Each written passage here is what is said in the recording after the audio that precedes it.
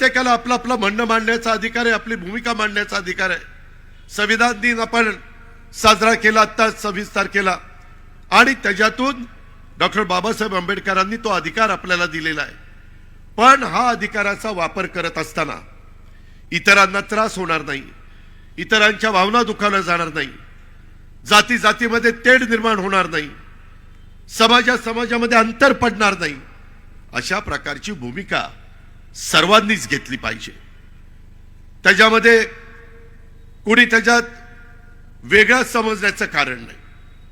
आज मराठा समाजाला वाटतं की आम्हाला आरक्षण मिळालं पाहिजे, आज धनगर समाजाला वाटतं आम्हाला आरक्षण मिळालं पाहिजे, आदिवासी समाजाला वाटतं की आमच्यामध्ये कुणाला न आणता त्यांना त्यांचं वेगळं आरक्षण द्यायला आमची काही हरकत नाही. त्याच्या संदर्भामध्ये ओबीसी समाजाला वाटतं की बाबा आमच्यामध्ये 350 जाती आहेत, आम्हाला देखील कुठेतरी न्याय मिळाला पाहिजे. मुख्यमंत्र्यांनी त्याच्या संदर्भामध्ये कमिटी नेमलेली आहे, अभ्यास चालू आहे.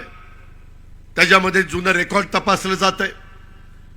त्यामध्ये कुठेही कुणावर अन्याय होणार नाही. सर्व राजकीय पक्षांची बैठक घेतली, सर्व नेतेगण त्याला हजर होते.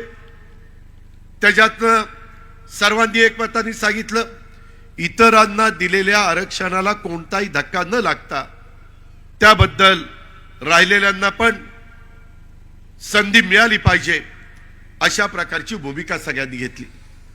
जेवढ्या व्यक्ती तेवढी वेगवेगळी मतं विचार असू शकतात, मतांतर असू शकतं आणि ते असलं पाहिजे. आज मी सांगतो ते 100% तुम्हाला पटलंच पाहिजे हा दावा माझा अजिबात नाही. जर उद्याच्याला माझी एखादी गोष्ट एखाद्याला पटली नाही तर त्याच्या संदर्भामध्ये चर्चा होऊ शकते, विचारांची देवाणघेवाण होऊ शकते. पण आज आपण काय करतो, काय पाहतोय त्याच्यामध्ये मध्ये मित्रांनो मला डेंग्यू झाला. 15 दिवस थोडीशी माझी तब्येत त्या ठिकाणी मला वीकनेस आलेला होता. डॉक्टरांनी काही काळजी घ्यायला सांगितली, तशा प्रकारची काळजी मी घेतली आणि खुशाल चर्चा सुरू झाली की अजित पवारला राजकीय आजार झाला. अरे मी असला लेचा पेचा नाही राजकीय आजार होणारा, जे काही असेल ते तोंडावर बोलणारा मी माणूस आहे. कशा करता आपण जर मिळालेल्या संधीचा फायदा ह्या दुर्लक्षित माणसाच्या, शेवटच्या माणसाच्या, वंचित माणसाच्या त्याचं राहणीमान बदलण्याच्या करता, त्याला इतरांच्या बरोबरीने पुढे आणण्याच्या करता आपण काम करायचं असतं. आणि हीच राष्ट्रवादी काँग्रेस पक्षाची भूमिका आहे. ह्याच पद्धतीनं आम्ही मित्रांनो पुढे त्या ठिकाणी जाऊ इच्छितो आणि त्याच्यातून एक चांगलं वातावरण सांध्यापासून बांध्यापर्यंत संपूर्ण महाराष्ट्रामध्ये व्हावं. माझ्या रायगड जिल्ह्याला वरदान आहे, माझ्या रायगड जिल्ह्याला समुद्र किनारा आहे, त्याचा फायदा मोठ्या प्रमाणावर करता यावा. आज महाराष्ट्रामध्ये सगळ्यात जास्त गुंतवणूक मोठे मोठे कारखानदार कुठे येऊ पाहतायत. पुणे जिल्ह्यामध्ये, रायगड जिल्ह्यामध्ये त्यांना सगळ्या पद्धतीनं काय आम्हाला सुविधा देता येतील ते अशा प्रकारचा प्रयत्न आमचा चालू आहे. आणि हा प्रयत्न करत असताना त्याच्यातनं कुठल्याही परिस्थितीमध्ये तिथं प्रदूषण होणार नाही. निसर्गाने जी उधळण माझ्या रायगड जिल्ह्यावर केलेली आहे त्याला कुठल्याही प्रकारचा धक्का लागणार नाही, याबद्दलची काळजी आम्ही सगळेजण घेतोय. आज आपण काय बघतोय, आज आम्ही सरकार चालवत असताना आजच कॅबिनेट होती, त्या कॅबिनेटमध्ये अनेक निर्णय आम्ही घेतले. ते निर्णय घेताना कर्जतकरांनो एक गोष्ट तुम्ही लक्षात घ्या, आज राज्यामध्ये काही तालुक्यांच्या मध्ये दुष्काळ आहे. तिथं आम्हाला टँकर द्यावे लागतात, जनावरांना चारा द्यावा लागतो, चारा डेपो द्यावे लागतात, तिथल्या लाईटच्या बिलाच्या बद्दल सवलती द्याव्या लागतात, तिथं इतर अनेक प्रकारचे निर्णय आम्हाला घ्यावे लागतात. काही मंडळ आहेत त्या मंडळामध्ये देखील आपल्याला काही सवलती द्याव्या लागतात. आणि काही भागामध्ये आजच आम्ही चर्चा केली, एवढा धोधो पाऊस पडला आहे की त्याच्यातनं माझ्या शेतकऱ्यांची पिकं उद्ध्वस्त झाली. माझ्या कोकणामध्ये देखील काही भागामध्ये भात काढलेला, आता तो भात घरामध्ये आणायचा, परंतु सगळा भात भिजून गेला. अशा प्रकारची संकट येत आहेत. त्याच्याकरता पीक विमा उतरवलेला आहे. ₹1 पीक विमा आजपर्यंतच्या कुठल्याही राज्यकर्त्यांनी, मी मागे देखील सरकारमध्ये काम केलेलं आहे, अनेक सरकारमध्ये काम करणारा कार्यकर्ता म्हणून तुम्ही आजपर्यंत मला पाहिलेलं आहे. परंतु आता आम्ही या महायुतीच्या काळामध्ये तुम्ही पैसे भरायचे नाही, आम्ही तुमचे त्या ठिकाणी ₹1 भरणार, तुम्ही ₹1 भरायचा, बाकी सगळे पैसे केंद्र सरकार राज्य सरकार भरणार. ह्या प्रकारे आपण सगळ्यांनी भूमिका घेतली. आता आम्ही विमा कंपन्यांना सांगितलंय आणि जिथं जिथं नुकसान झालंय तिथं मदत करायला सांगितलेली. NDRF SDRF ची मदत त्या ठिकाणी आम्ही करतोय. मध्ये इशारवाडीला जी दुर्घटना घडली, ज्याचा उल्लेख मगाशी बोलत असताना सुधाकर घारेंनी केला, त्या संदर्भामध्ये आपल्या विशेषतः सह्याद्रीच्या ह्या दऱ्याखोऱ्यात, मग कोल्हापूर, सातारा, सांगली, माझं रायगड, पुणे, ह्या सगळ्या भागामध्ये अनेकदा दरडी कोसळतात. पावसाळा सुरू झाल्यानंतर कधी कधी गावाच्या गावं गाडली जातात, वाड्याच्या वाड्या उद्ध्वस्त होतात. आणि त्यामध्ये आम्ही दरडग्रस्त भाग, दरड प्रवण भागाला मदत करण्याची भूमिका घेतली. रायगड जिल्ह्यामध्ये अनेक गावं वाड्या त्याच्यामध्ये निवडल्या गेलेल्या आहेत. शेवटी प्रत्येक माणसाचा जीव अतिशय महत्वाचा असतो, ही भूमिका आम्ही घेतली आणि तशा पद्धतीनं कामाला सुरुवात केली. मित्रांनो, निसर्गाच्या पुढे कुणाचं चालत नाही. कधी अवकाळी पाऊस येतो, कधी गारपीट होती, आत्ताही गारपीट झालेली आहे, कधी दुष्काळ पडतो, कधी अतिवृष्टी होती. अशा अनेक प्रकारच्या घटना घडतात, परंतु त्याच्यातनं समाजाला बाहेर काढायचं असतं, त्याच्यातनं समाजाला मदत करायची असते. आत्ताचंच उदाहरण मी तुम्हाला देतो. ग्लोबल वॉर्मिंगचं संकट अनेकदा ग्रामीण भागातल्या माझ्या लोकांना कळत नाही की ग्लोबल वॉर्मिंग म्हणजे काय. आज वसुंधरा पृथ्वी, त्याच्या संदर्भातले काही प्रश्न निर्माण झालेले आहेत. आज उत्तराखंडमध्ये बोगदा दुर्घटना घडली. उत्तर काशीतली सिलकरारा बोगद्यामध्ये 41 कामगार अडकले. संपूर्ण देशाचं लक्ष, पंतप्रधानांचं लक्ष, जगाचं लक्ष या रेस्क्यू ऑपरेशन मध्ये किती दिवस, 17 दिवस ती लोक खाली काढली, त्या ह्याच्यामध्ये अडकलेली होती. तुम्ही विचार करा, त्या बोगद्यामध्ये काम करताना 17 दिवस ती अडकतात आणि त्यांना बाहेर काढण्यात येतं. 41 कामगारांना आता बाहेर काढलं, 2 कामगारांना आधी बाहेर काढलं. सांगायचं तात्पर्य, टेक्नॉलॉजी मोठ्या प्रमाणावर बदलली. प्रत्येक माणसाला काम करत असताना त्याला सगळ्या सुविधा, त्याचं आरोग्य चांगलं राहिलं पाहिजे, त्याच्याकरता आम्ही 5-5 लाख रुपयाचा त्याला विम्याचं संरक्षण दिलेलं आहे. त्याचा खर्च गरिबाला झेपत नाही, त्याकरता देखील राज्य सरकारने निर्णय घेतला आणि त्याच्यातून विमा सरकारी खर्चाने तिथल्या कुटुंबाला 5 लाख रुपयाच्या पर्यंत औषध पाण्याची मदत, ऑपरेशनची मदत केली जाते.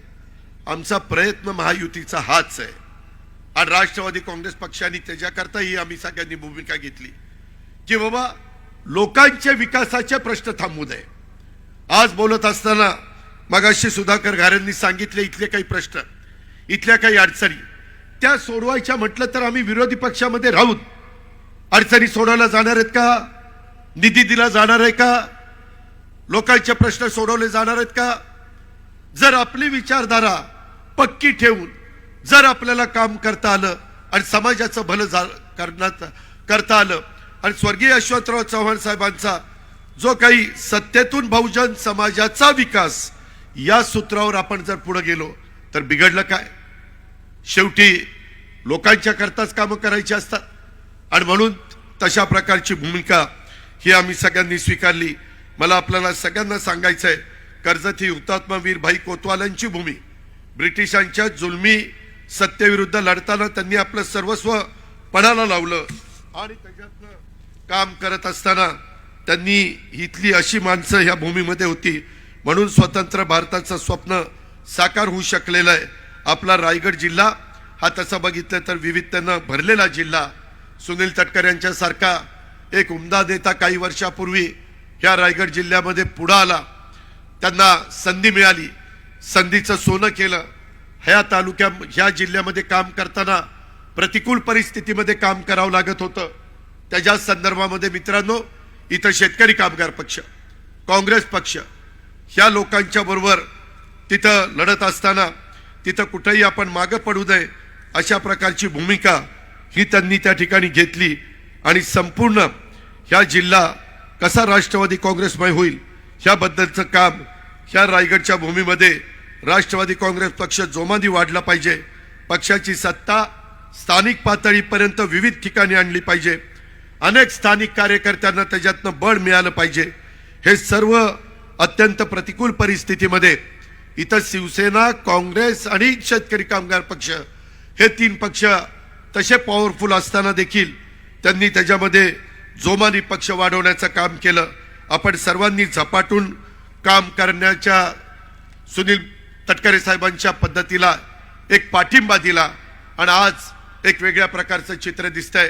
तुम्ही काळजी करू नका. जिल्हा परिषदेच्या निमित्तानं अनेक कार्यकर्त्यांना संधी देत असताना आपल्याला आपल्या पक्षाची भूमिका ही शेवटपर्यंत त्या ठिकाणी पोचवायची. म्हणूनच आपण घड्याळ तेच वेळ हवी, हे घड्याळ तेच वेळ नवी अशा प्रकारची भूमिका त्या ठिकाणी घेतलेली आहे आणि ती आपल्याला सर्व दूरपर्यंत पोहोचवण्याचं काम करायचंय. अनेक नवीन नवीन प्रश्न येत असतात. सुदैवाने आम्ही सरकारमध्ये गेल्यानंतर काही महत्वाची खाती देखील राष्ट्रवादी काँग्रेस पक्षाकडे घेण्याचा प्रयत्न मी त्या बाबतीमध्ये केलेला आहे. आत्ताच आदिती तटकरे इथं स्टेजवर आलेले आहेत. तिच्याकडं आम्ही महिला बाल विकासाचा एक महत्वाची जबाबदारी दिलेली आहे. पाठीमागच्या काळामध्ये महिलांना संधी दिलेली नव्हती. यावेळेस जाणीवपूर्वक महिलांना संधी देण्याचं काम कॅबिनेटमध्ये करण्यात आलेलं आहे. त्याच्यातून धनंजय मुंडेंच्याकडे कृषी खातं आहे, माझ्यासारख्याकडे अर्थ आणि नियोजन खातं आहे, भुजबळ साहेबांच्याकडे अन्न नागरी पुरवठ्यासारखं महत्वाचं खातं आहे. त्याच्या संदर्भामध्ये क्रीडा खातं आणि युवक कल्याण खातं आमच्या संजय बनसोडेकडे आहे. मगाशी ज्याचा सुनील तटकरे साहेबांनी उल्लेख केला, अनिल भाईदास पाटलांच्याकडे मदत आणि पुनर्वसन. हे अशा प्रकारचे प्रसंग आल्यानंतर मार्ग कसा काढायचा, मदत कशी करायची, केंद्राचा पैसा कसा आणायचा, राज्याच्या पैशाची जोड कशी द्यायची. आता जे मगाशी बोलत असताना सुधाकर घारेंनी सांगितलं दरडग्रस्त भागाच्या बाबतीत, मित्रांनो मी बघितलं गेल्या 5 वर्षामध्ये माझ्या कोकणात 4 वेळेला नैसर्गिक संकट आलं. 4 वेळेला एवढं जोरात वादळ आलं की होत्याचं नव्हतं झालं. आणि हे 5 वर्षात जर 4दा होत असेल तर कुठेतरी काही ठोस भूमिका घेतली पाहिजे. हे सगळे सांगायचे, आदिती सांगायचे, बाकीचे माझे सगळे सहकारी सांगायचे. आम्ही केंद्राशी बोललो. आता पहिल्या टप्प्यामध्ये 4000 कोटीचा कार्यक्रम आणलेला आहे. त्याच्या संदर्भातली काही कामं सुरू केलेली आहे. काही कामं आता सुरू होतील पाईपलाईन मध्ये. हे कशा करता आपण करतोय? एकंदरीतच राज्याची भौगोलिक परिस्थिती फार वेगळी असल्यामुळं अनेक प्रकारचे प्रसंग अचानक कुठं ना कुठं काही घडतात आणि त्याच्यातनं मार्ग काढण्याचा प्रयत्न मग आपण करत असतो. आणि म्हणून आम्हाला गेले 30-32 वर्ष समाजकारण राजकारणाचा अनुभव असल्यामुळं पक्ष कशा पद्धतीने संघटना वाढवायची असते ह्या सगळ्या गोष्टीचा अनुभव असल्यामुळं मित्रांनो आपण ह्या सगळ्या अनुभवाचा फायदा हा आपल्या पक्षाला पण व्हावा, त्या भागात मध्ये काम करत असताना जनतेला पण व्हावा. आज तरुणांचा बेकारीचा प्रश्न त्यांच्या समोर उभा आहे. आम्ही 1 लाखाच्या पेक्षा जास्त नोकर भरती राज्य सरकारमध्ये विविध खात्यामध्ये सुरू केलेली आहे. इतर पण मोठे मोठे उद्योग येण्याच्या करता त्यांच्याशी आम्ही चर्चा करतो, त्यांना सवलती देतोय, त्याच्यातनं मार्ग काढतोय. मी आत्ताच खोपोलीला ज्यावेळेस उतरलो त्यावेळेस मी सुनील तटकरे साहेबांशी, दत्तात्रय मसुरकर साहेबांशी आणि इतरांशी बोलत होतो किंवा इथं काही उद्योग बंद पडलेले आहेत, तिथं काय करता येईल आणि त्याच्यातून पुढं जाण्याचा आमचा सगळ्यांचा प्रयत्न आहे. राज्य अतिशय समाधानाचं चित्र महाराष्ट्रामध्ये निर्माण झालं पाहिजे. विरोधाला विरोध करण्याची भूमिका माझी कालही नव्हती, आजही नाहीये, उद्याही नसणार आहे. हे पण स्पष्टपणे मी आपल्या सगळ्यांना सांगू इच्छितो. आज मी ज्यावेळेस इथं आलो त्यावेळेस मला बऱ्याच दिवसापूर्वी स्वतः सुनील तटकरे साहेबांनी सांगितलं होतं की आपल्याला कर्जत तालुक्यात उद्या आणि परवा 2 दिवसाचं शिबिर आहे. त्याच्यामध्ये देखील आम्ही आमच्या पक्षाची भूमिका ह्या शिबिराच्या माध्यमातून संपूर्ण महाराष्ट्राला काय आम्ही करू पाहतोय हे सांगण्याचा प्रयत्न आम्ही सगळेजण करणार आहोत. आणि त्याच्यातून कर्जत तालुक्यामध्ये तुम्ही आदल्या दिवशी या, तिथं अतिशय चांगल्या प्रकारे राष्ट्रवादी काँग्रेस पक्षाचं जनसंपर्क कार्यालय हे आमच्या सुधाकर घारेंनी आणि त्यांच्या सगळ्या सहकाऱ्यांनी उभं केलेलं आहे. मी माझ्या मनामध्ये कार्यालय म्हणजे काय साधं कार्यालय असेल, तिथं आल्यानंतर बघितलं अरे आमच्या प्रांताध्यक्षाला पण एवढं मोठं कार्यालय नाही. प्रांताध्यक्षाच काय सांगता, आमच्या महिला अध्यक्षाला पण तेवढं कार्यालय नाही. त्या दोघांचं काय घेऊन बसताय, अरे मला पण एवढं मोठं कार्यालय नाही. मला म्हणलं इथं लयच भारी काम चाललेलं आहे मित्रांनो. परंतु मी अलीकडेच सरकारमध्ये काम करत असताना आजच तटकरे साहेब मी एक प्रेझेंटेशन तिथं द्यायला सांगितलं होतं. मी आणि दीपक केसरकरनी मराठी भाषा भवन अतिशय चांगली इमारत मरीन ड्राईव्हला, तिथं हॉस्टेल पण आपण चांगलं करतोय. जे सावित्रीबाई फुले हॉस्टेल होतं ते जरा पाठीमागच्या तिथंच त्याच प्लॉटमध्ये करतोय. आणि साधारण माझ्या माहितीप्रमाणे जवळपास 500 पर्यंत मुली तिथं राहतील. त्यांना तिथं अटॅच बाथडब्ल्यूसी असेल अशा प्रकारची दिमागदार टॉवर तिथं उभं करतोय. आणि त्याच्या समोर हे मराठी भाषा भवन ही शेवटी तुमची माझी मातृभाषा आहे. ती आपल्याला पुढं वर्षानुवर्ष टिकली पाहिजे, त्याला मदत झाली पाहिजे. मराठी भाषा हे टिकत असताना मराठी फलक हे लागले पाहिजे अशा प्रकारे कोर्टाने आदेश दिले. जवळपास 250 कोटी रुपयाचं काम तिथं आपण सुरू करतोय. 1.5 लाख स्क्वेअर फीटची ती वाचतोय. सुनील तटकरेजी आपण अनेक जण आज आदिती मी बाकीचे सगळे सहकारी मित्र ज्या मंत्रालयामध्ये काम करतोय ते मंत्रालयाच्याही परिसरामध्ये साधारण सगळा तिथला परिसर, मग नवीन विधान भवन, नवीन मंत्रालय, तिथलं संपूर्ण आणखीन काही नवीन गोष्टी आपण करतोय. जवळपास 7-7.5 हजार कोटीचं काम आपण तिथं हातामध्ये घेतोय. शेवटी माझा महाराष्ट्रातला सर्वसामान्य माणूस कामाच्या निमित्तानं जर कुठल्या कार्यालयात सरकारच्या गेला तर तिथं त्याला सुविधा मिळाल्या पाहिजे. आज आया बहिणी देखील मोठ्या प्रमाणावर बाहेर पडलेल्या आहेत. त्यांना तिथं स्वच्छतागृह पाहिजे, पुरुषांना तिथं व्यवस्थितपणे सुविधा पाहिजे. ह्या प्रकारची भूमिका महायुतीच्या सरकारने स्वीकारलेली आहे. आज ते प्रेझेंटेशन बघितल्यानंतर मुख्यमंत्र्यांनी पण त्याला मान्यता दिली, कॅबिनेटनी मान्यता दिली, देवेंद्रजींनी मान्यता दिली. लवकरच त्याच्यामध्ये पुढे कामाला आम्ही सुरुवात करतोय. आता नावाशेवा ते शिवडी हाही ब्रिज साधारण नवीन वर्षामध्ये सुरू करण्याचा आमचा सगळ्यांचा मानस आहे. उद्याच्या 4 तारखेला देशाचे पंतप्रधान सिंधुदुर्गला येत आहेत. नेव्हीचा फार मोठा कार्यक्रम आपण त्या बाबतीमध्ये करतोय. वेगवेगळ्या गोष्टी जे तुमच्या माझ्या राज्याच्या भल्या करता असतील त्या आपल्या राज्यामध्ये कशा आणता येतील, त्याच्यातनं केंद्राची मदत कशी मिळवता येईल, केंद्राचा निधी कसा मिळवता येईल, ह्या प्रकारचं सातत्याने काम आमचं चाललेलं आहे. वेळ पडली तर सकाळी 9 वाजता 8:30 वाजता मंत्रालयामध्ये जायचं आणि कामाला सुरुवात करायची. त्याच्यामध्ये आम्हाला ती आवड आहे. लोकांचं काम झालं पाहिजे. आज मंत्रालयामध्ये माणूस आल्यानंतर त्याला तिथं त्याचं काम होतंय अशा पद्धतीचे एक विश्वास वाटला पाहिजे. हे नुसतं मंत्रालयापुरतं नाही. ज्याचा उल्लेख मगाशी बोलत असताना रुपाली चाकणकरांनी केला. राष्ट्रवादी काँग्रेस पक्षाच्या ऑफिसमध्ये देखील आम्ही मंत्रीगण त्या ठिकाणी आठवड्यातनं 1 दिवस जनता दरबार घेतो. का तर लोकांचे प्रश्न सुटावेत. सुधाकर घारेजी आपण तिथं तालुका अध्यक्षाला, महिला अध्यक्षाला, युवक अध्यक्षाला, युवती अध्यक्षाला, सगळ्या शहरातल्या अध्यक्षांना अतिशय चांगल्या प्रकारची सोय केलेली आहे. येणारा तिथं प्रत्येक माणूस, कार्यकर्ते येतीलच, परंतु नागरिक ज्यावेळेस येतील त्याच्या अडीअडचणी घेऊन येतील त्यावेळेस त्या ऑफिसमध्ये बसणाऱ्या सगळ्या कार्यकर्त्यांनी, सगळ्या पदाधिकाऱ्यांनी विशेषतः आलेल्यांना व्यवस्थितपणे त्यांना वागणूक दिली पाहिजे. आपलेपणाने त्यांच्याशी बोललं पाहिजे. आम्ही देखील 30-32 वर्ष काम करत असताना इथं सुनील तटकरे साहेब आहेत, बाकीचे सगळे 100% कामं कुणाकडनंच होत नाही. उद्या तुम्हालाही कुठल्या पदावर बसवल्यानंतर 100% कामं होणार नाही. पण नीट तर बोलण्याच्या करता आपल्याला संधी आहे ना.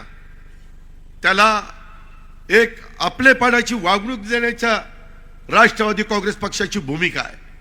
आणि तशा पद्धतीचं काम सुधाकर घारेजी त्या परिसरामध्ये झालं पाहिजे. तिथं सीसीटीव्ही कॅमेरे पण बरेच बसलेत, मी मगाशी स्क्रीनवर बघितलं. त्याच्यामुळं आम्ही अचानक जर का बघितलं तर राष्ट्रवादी काँग्रेस पक्षाचा महिला असेल, युवती असेल, युवक असेल, वडीलधारी कार्यकर्ता असेल, प्रत्येक जण येणाऱ्या माणसाशी आपलेपणाने वागतायत, आपलेपणाने बोलतायत, त्याचे प्रश्न समजून घेण्याचा प्रयत्न करतायत आणि त्याची सोडवणूक करण्याच्या करता जे प्रश्न तुमच्या स्तरावर सुटतील ते तुम्ही इथं सोडवा. इथून मुंबई काही फार लांब नाहीये आणि जे प्रश्न तुमच्या हाताबाहेरचे असतील ते मुंबईमध्ये आम्ही आहोत, आदिती आहे, बाकीचे सगळे आहेत, तिथं आणून तिथं सांगा. विशेषतः सार्वजनिक प्रश्नाला प्राधान्य द्या. वैयक्तिक पण प्रश्न लोकांचे सुटले पाहिजेत, परंतु इथं असणाऱ्या आदिवासी भागातल्या लोकांचे प्रश्न ज्याचा उल्लेख मगाशी बोलत असताना सुधाकरजींनी केला की अजून काही वाड्या वस्त्यांच्या करता रस्ते नाहीयेत, त्याच्याकरता वेगळा निधी मी आज तुम्हाला सांगतो. उद्याच्या येणाऱ्या नागपूरला आम्ही 6 तारखेला जाणार आहे. 7 तारखेपासून अधिवेशन आहे. त्या अधिवेशनामध्ये पुरवणी मागण्या ज्यावेळेस सादर केल्या जातील त्यावेळेस साधारण माझा आणि सरकारचा, मुख्यमंत्र्यांचा आणि बाकीच्या सगळ्यांचा प्रयत्न आहे की त्याच्यातून अधिक निधीची तरतूद करून हे वेगवेगळे प्रश्न अल्पसंख्याक समाजाचे असतील, आदिवासी समाजाचे असतील, तरुणांचे असतील किंवा इतर घटकांचे असतील. मला अनेक कार्यकर्ते सांगतात की दादा त्याच्यामध्ये मागासवर्गीय, आदिवासी, ओबीसी, इंटी, भटके ह्या सगळ्यांच्या मुलांची शिष्यवृत्ती किंवा आणखी काही पैसे हे थकलेले आहेत. आम्ही आजच निर्णय घेतलेला आहे जेवढी काही रक्कम ती पूर्ण करण्याच्या करता लागेल ती सगळी रक्कम आपल्याला उद्याच्या काळामध्ये कशी देता येईल याबद्दलचा पण प्रयत्न हा महायुती सरकारचा आहे. त्याबद्दल तुम्ही काही काळजी करू नका. माझी तुम्हाला एवढीच विनंती आहे की एकंदरीत आज बरेच दिवस मला स्वतः तटकरे साहेब सांगत होते रेवस ते रेड्डी सागरी मार्गामध्ये एक अडथळा निर्माण झाला होता. सकाळी 10 वाजता मीटिंग घेतली, 10:30 वाजता अडथळा दूर केला आणि कामं पुढे जायला सांगितलं. तुम्ही कामाच्या बाबतीत काळजी करू नका. आपलं नाणं खणखणीत आहे, काय कुणी नाव ठेवण्याचं कारण नाहीये आणि ते आपण सिद्ध करून दाखवलेलं आहे आणि त्याच्यातूनच आपल्याला बाबांनो पुढे जायचंय. परंतु ते पुढे जात असताना माझी तुम्हाला सगळ्यांना आग्रहाची विनंती आहे, ह्या नवीन कार्यालयाच्या उद्घाटनाच्या निमित्तानं ह्या निर्धार सभेमध्ये आपल्या सर्वांच्या समोर संवाद साधत असताना आज तुमचा उत्साह मी ज्यावेळेस बघितला, आज तुमच्या चेहऱ्यावरचा हसू ज्यावेळेस आम्ही बघितलं, ज्या पद्धतीनं प्रचंड गर्दीत आमच्या सगळ्यांचं स्वागत केलं, दोन्ही बाजूला दुकानदार असतील किंवा घरातली लोक असतील ते त्या ठिकाणी आम्हाला प्रोत्साहन देत होते. हे खरोखरीच अतिशय एक ह्याच्यातून मला पण राष्ट्रवादी काँग्रेस पक्षाला पण उत्साह मिळाला, प्रेम मिळालं. इथल्या कार्यकर्त्याची मेहनत पाहून एक नवी ऊर्जा ही आम्हाला देखील त्याच्यातनं मिळाली. ही ऊर्जा आपल्याला सर्व दूरपर्यंत पोचवायची आणि ते पोचवण्याच्या करता आपण पण काळजी करू नका. इथली तरुण मुलं वेगवेगळ्या घोषणा देत होती, त्याबद्दल पण काळजी करू नका. पहिली लोकसभेची निवडणूक आहे आणि नंतर तुमच्या मनात जे आहे ती निवडणूक आहे. परंतु आम्ही लोकांच्या मनामध्ये काय आहे ते जाणणारी माणसं आहोत. लोकशाहीमध्ये काम करत असताना बहुमताचा आदर करायचा असतो हे आम्ही आमच्या वरिष्ठांसकट सगळ्यांना सांगत होतो. परंतु काहींनी ऐकलं, काहींनी नाही ऐकलं. आता काय करायचं, शेवटी लोकांचे प्रश्न सुटावेत म्हणून अशा प्रकारची भूमिका ही मित्रांनो आम्हाला सगळ्यांना घ्यावी लागलेली आहे. ही पण बाब आपण सगळ्यांनी या निमित्तानं लक्षामध्ये ठेवावी आणि एकंदरीतच काम करत असताना इथून पुढच्या काळामध्ये आम्ही कुठल्याही परिस्थितीत राजकीय भूमिका तुमच्या समोर खंबीरपणे मांडत असताना शाहू फुले आंबेडकरांची विचारधारा हीच आपल्या पक्षाची विचारधारा आहे. राजकीय युती ही प्रत्येक पक्षाला त्या त्या वेळेसची तिथली राजकीय परिस्थिती बघून ही करावी लागते. तुम्ही पाहिलं मागे नितीश कुमारनी पण काही भूमिका घेतलेली पाहिली, तिथं ममता बॅनर्जीने पण काही भूमिका घेतलेली पाहिली, जयललिता हयात नाहीत परंतु त्यांनी पण काही भूमिका घेतलेली पाहिली. आपल्या महाराष्ट्राने पण 1978 पासून वेगवेगळ्या प्रकारच्या राजकीय भूमिका ह्या राज्यामध्ये काय घेतल्या गेल्यात ते पण आपण पाहिलेलं आहे आणि त्याच्यामुळं राजकीय युती ही प्रत्येक पक्षाला त्या त्यावेळेसची राजकीय परिस्थितीनुसार घ्यावी लागते. यातून पूर्ण देशामध्ये एक देखील पक्ष सुटलेला नाहीये. सत्तेतून लोकांची कामं करणं ही राष्ट्रवादी काँग्रेस पक्षाची आणि कार्यकर्त्याची आणि नेत्याची भूमिका आहे. हातावर हात ठेवून धरून फक्त विरोध करत राहणं हा आपल्या पक्षाचा स्वभाव नाहीये, पद्धत नाहीये. आणि म्हणून येणारं नवीन वर्ष मला सगळ्या माझ्या राष्ट्रवादी काँग्रेस पक्षाच्या कार्यकर्त्यांना सांगायचंय की त्याच्यामध्ये आपल्याला सतत लोकांच्या समोर जाताना नम्रपणे जावं लागणार आहे. त्यांच्याशी संवाद साधण्याचं काम करावं लागणार आहे. निवडणुकीच्या वातावरणामध्ये अनेक चांगल्या वाईट गोष्टी होत असतात. मात्र हे सर्व होत असताना राष्ट्रवादी काँग्रेस पक्षाच्या कार्यकर्त्यांनी तिथं आपण राष्ट्रवादी काँग्रेस पक्षाचा कार्यकर्ता आहे हा विसर कुठं कमी पडता कामा नये. आणि त्याच्यातून त्या नात्यानेच तुम्हाला निर्धार करावा लागणार आहे. आणि तुम्ही सर्व हे निर्धार सभेच्या निमित्तानं लक्षात घ्याल अशा प्रकारची अपेक्षा या निमित्तानं व्यक्त करतो. इथं काढलेली रांगोळी बऱ्याचदा रांगोळी काढली जाते मग सांगावं लागतं ही अजित पवारची रांगोळी, ही सुनील तटकरेची रांगोळी. पण आमच्या कैलासनी काढलेली रांगोळी अजिबात सांगावं लागत नाही. सुनील तटकरेंनी पण त्यांची रांगोळी ओळखली आणि मी पण माझी रांगोळी ओळखली. त्याचं कैलासचं मनापासून कौतुक करतो. ज्या दिमागदारपणे आमच्या सुधाकर घारेंनी आणि सगळ्या राष्ट्रवादी काँग्रेस पक्षाच्या कार्यकर्त्यांनी ही प्रचंड हजारोच्या संख्येने सभा आयोजित केली त्याबद्दल पुन्हा एकदा त्यांचा मनापासून आभार मानतो. मी जाता जाता कार्यकर्त्यांना सांगतो हलक्या कानाचं राहू नका. कधी कधी कारण नसताना आपल्यातल्या आपल्यात मतभेद होण्याच्या करता आपल्यातल्या आपल्यात अंतर पाडण्याच्या करता. अरे काल दादा तर तुझ्याबद्दल असं बोलत होतं आणि तटकरे साहेब तर तसंच बोलत होते. काही तसं नाही. जे असेल ते तोंडावर आपण एकमेकाच्या बोलू, एकमेकाला आधार देऊ, एकमेकाला किंमत देऊ. महाराष्ट्राची जी संस्कृती आहे, महाराष्ट्राची जी परंपरा आहे, सुसंस्कृत महाराष्ट्र कसा असू शकतो आणि कसा पुढे जाऊ शकतो हे स्वर्गीय यशवंतराव चव्हाण साहेबांनी जी शिकवण दिलेली आहे त्याच रस्त्याने आपल्याला सगळ्यांना जायचंय. तिथं कुठेही आपल्याला कमी पडायचं नाही. आणि त्याच्यामुळं अलीकडच्या काळामध्ये विरोधी पक्षाचे लोक रोज काहीतरी वेगवेगळ्या प्रकारच्या वल्गना करत असतात, रोज वेगवेगळ्या पद्धतीनं त्या ठिकाणी बोलत असतात आणि चॅनलला काही ना काही सांगत असतात. प्रत्येक गोष्टीला उत्तर देण्याच्या करता काही आम्ही बांधील नाही. आम्ही लोकांची कामं करण्याच्या करता बांधील आहे. आम्ही लोकांचे प्रश्न सोडवण्याच्या करता बांधील आहे. लोकांना येणाऱ्या अडीअडचणीवर मात करून कसं त्याला पुढे नेता येईल याकरता आम्ही बांधील आहे. हाच शब्द मी आपल्या सगळ्यांना देतो आणि माझे 2 शब्द संपवतो. जय हिंद, जय महाराष्ट्र. तुम्ही पाहत आहात विस्टा न्यूज मराठी.